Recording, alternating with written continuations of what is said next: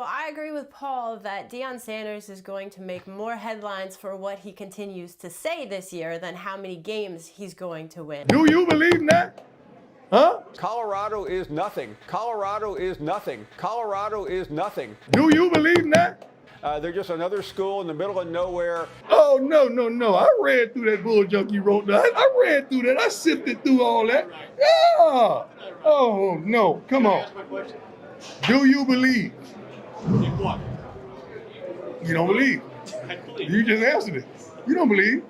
Next question. I went in the locker room trying to show him love. He dissed me. He threw shade at me. I'm like, what the fuck I do? You ready, B? You feel me? Like, if you played, he played half the clip. His little minions over here trashing me and shit. I'm like, oh, whatever. Me, I'm trying young to B, cruising down the west side. Nigga, who the fuck are you? Like, who are you? The 03 Bonnie and Clyde. He's talking about you right now. The locker room. He said all the players are trash. Yes, ladies and gentlemen, y'all do me a favor, man, and drop a like on the video. You already know who it is, man. It's your boy, Reggie. So you guys just heard the audio from Paul Finebaum at the beginning of the show. Him and his girlfriend, I don't know, they went on ESPN earlier this season. They pretty much said that there was no chance that Deion Sanders and the Colorado Buffaloes would be playing for a Big 12 championship. Ladies and gentlemen, it was all a lie. Now, Colorado, they just defeated Utah yesterday.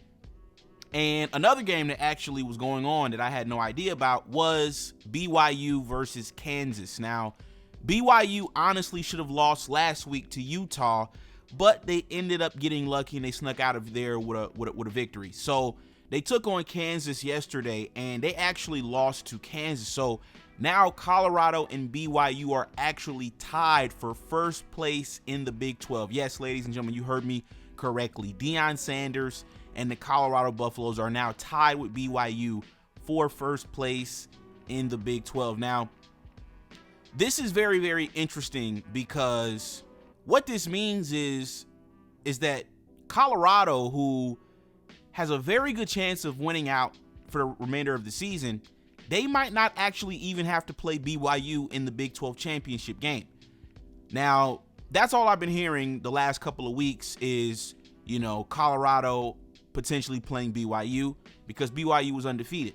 But ladies and gentlemen, BYU, they take on Arizona State next weekend. And if you guys don't know, Arizona State is in the Big 12 as well, and they're actually playing some pretty good football this year themselves. They're 8-2 as well. So this is going to be a very, very big game next weekend in Tempe because, BYU, man, they're coming into town to play the Arizona State Sun Devils. So I came across this article from SportsIllustrated.com, and it says, after loss to Kansas, BYU maintains control of its destiny to the Big 12 championship. So it says on Saturday night, a game filled with missed opportunities ended BYU's perfect season. With the loss, BYU drops to 9-1 on the season. Essentially, the loss to Kansas erased BYU's margin for error. One more loss and BYU will lose control of its own destiny to the Big 12 championship. On the bright side, BYU still controls its own destiny to the Big 12 championship and in turn, the college football playoff. At 6-1 in conference play, BYU is tied with Colorado for first place in the Big 12 standings. If BYU wins its next two games, it will be in the Big 12 championship game against either Iowa State or Colorado.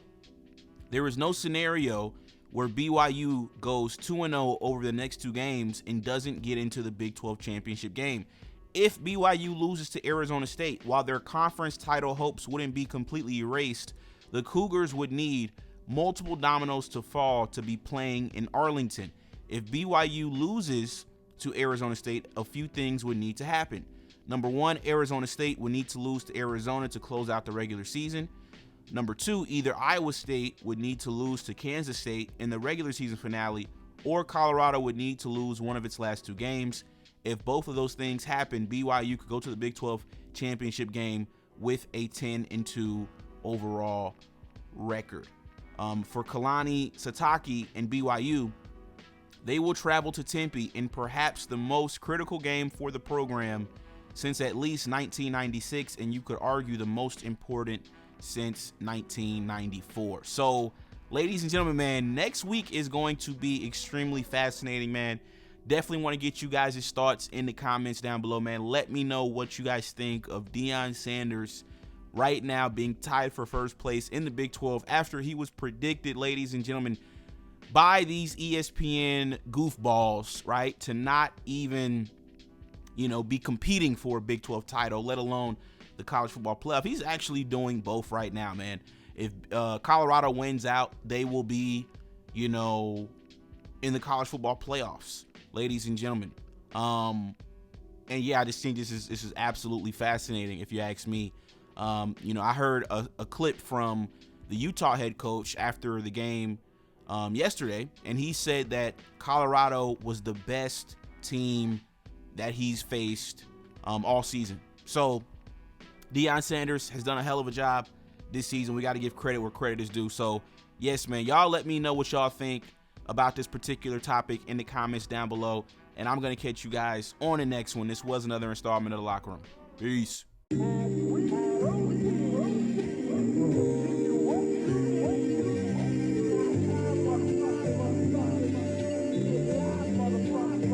How many verses do a nigga gotta kill to get a deal?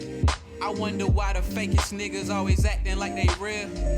These are questions that be on my mind. My shorty mad, she won't cause, I ain't got the time. You see, I'm making classics, these rappers is bastards. His flow really tragic, you niggas is average. Got me plotting to take over, that shit is a given. Charlie Sheen 2011, my niggas is winning. Just had a talk with my mama, I'm so tired of drama. Just need a vacay crate, she from the Bahamas. You know I'm in the stew and yeah, your son is a problem. You ever say you gon' call and you never do call him. That's how I'm doing them lately. Say that she ain't feeling me, give it some time, she still gon' date me. And I will call your name out, but on second thought, you don't deserve this clout.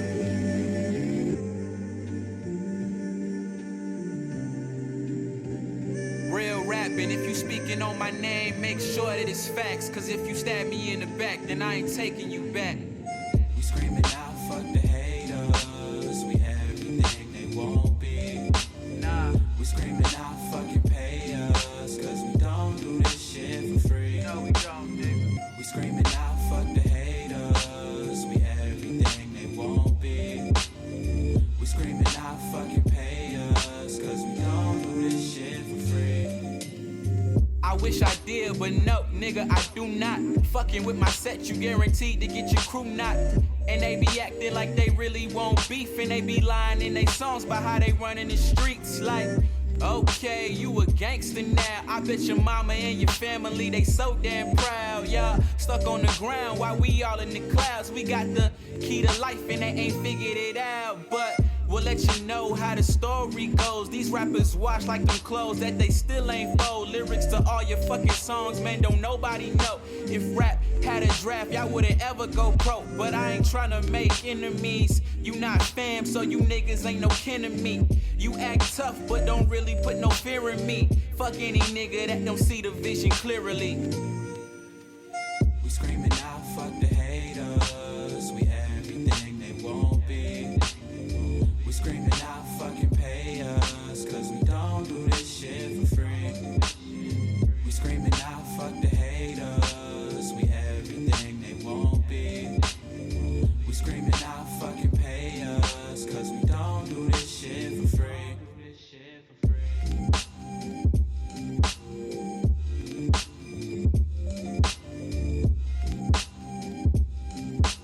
Allow me to reintroduce myself. My name is